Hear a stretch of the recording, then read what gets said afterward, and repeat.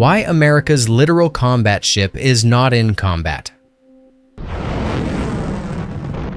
The Littoral Combat Ship, or LCS, was supposed to be the future of the U.S. Navy, a fast, cheap, and highly flexible warship for coastal waters.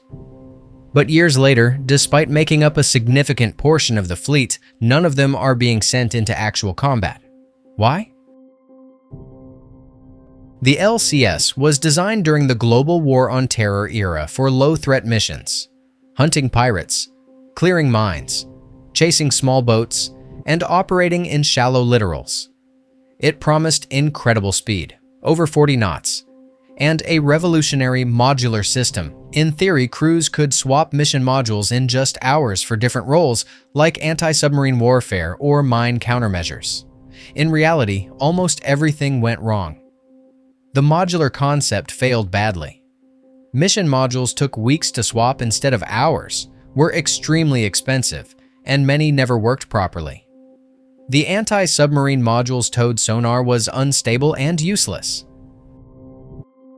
Mechanical problems plagued both classes.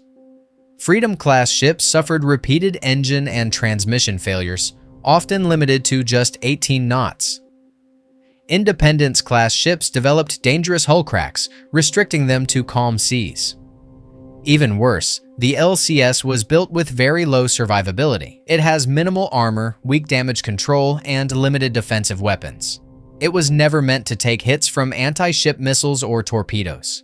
In a real high-threat environment, like the Red Sea against Houthi attacks, or a potential conflict with China, the LCS would be too vulnerable.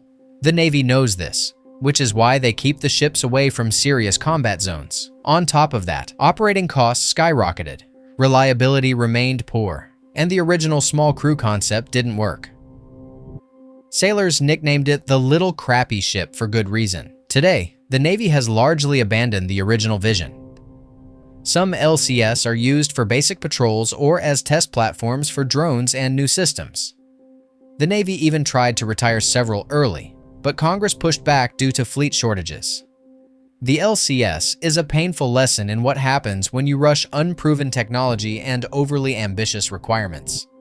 It's fast on paper, but too fragile and unreliable for real war. In the end, the Littoral Combat Ship remains a cautionary tale. A ship the Navy built in numbers, but still doesn't trust in combat.